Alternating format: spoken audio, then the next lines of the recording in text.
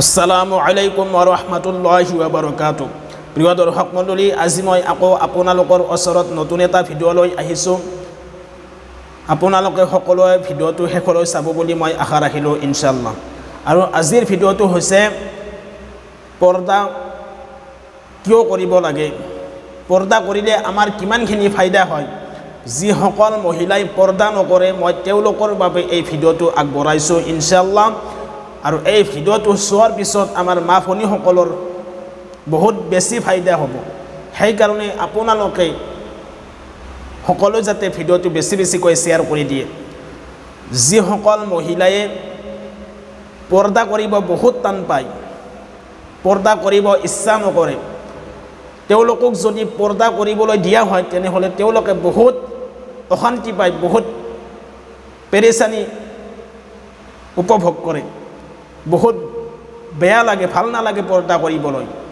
তো আপোনালোকক মই এই ভিডিঅ'টোৰ মাধ্যমত এই ক'বলৈ বিচাৰিছোঁ, যিসকল মহিলাই পৰ্দা কৰিব নিবিচাৰে, ভাল নালাগে পৰ্দা কৰি, আৰু আমাৰ সমাজত এতিয়ালৈকে এনেকুৱা মহিলাও আছে যে বহুত মহিলাই কোৱা শুনিছোঁ বা দেখিছোঁ যে পৰ্দা কিয় কৰিব লাগে, পৰ্দা কৰিব নালাগে, মাত্ৰ অন্তৰখন চাফা থাকিলে হ'ল, অন্তৰখন পবিত্ৰ থাকিলে হ'ল।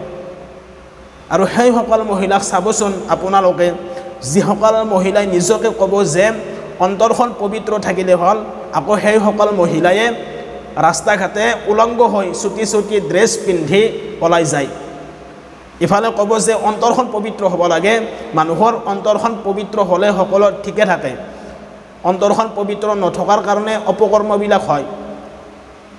আৰু সেইসকল মহিলাই ইফালে এনেকুৱাকৈ ক'ব, আকৌ যেতিয়া ৰাস্তা ঘাটে ওলাই যাব, ৰাস্তা ঘাটত ওলাই যোৱাৰ পিছত তেওঁলোকে চুটি চুটি ড্ৰেছ পিন্ধি ওলাই যায়।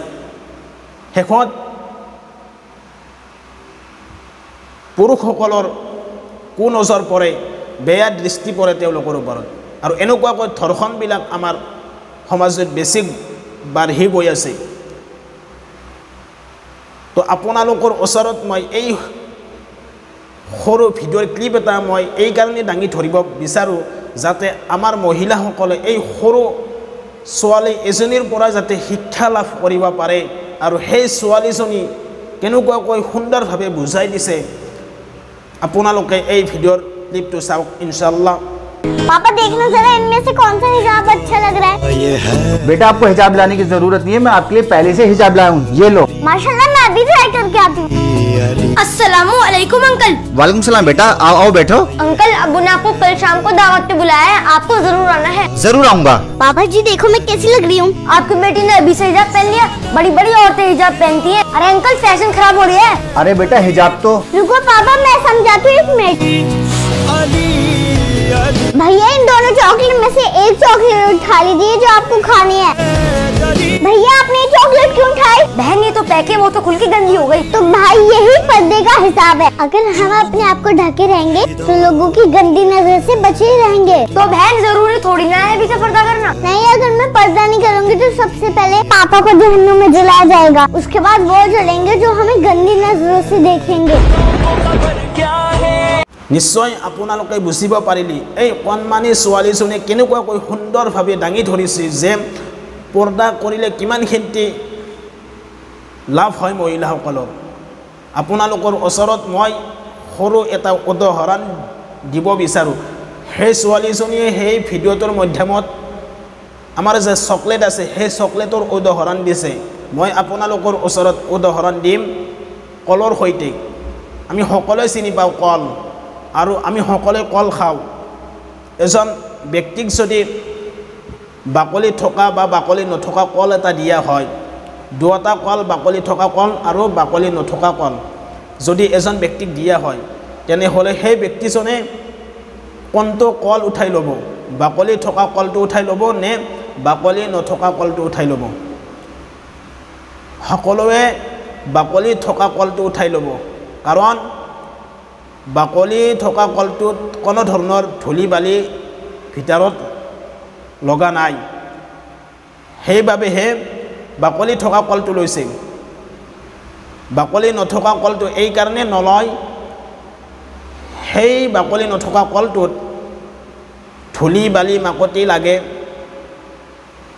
পিপিৰাবিলাকে সেই কলটো খাই থাকে যাৰ বাবে আমি সেই বাকলি নথকা কলটো উঠাই নলওঁ ঠিক তদ্ৰূপ তেনেকুৱা মহিলাসকলৰ ক্ষেত্ৰতো তেনেকুৱা তেওঁলোকে যদি পৰ্দা কৰে পৰ্দা কৰিলে তেওঁলোকৰ শৰীৰটো লুকাই থাকিলে লুকাই থকাৰ বিনিময়ত তেওঁলোকৰ শৰীৰটোক বেয়া নজৰ নপৰে যেনেকুৱাকৈ বাকলি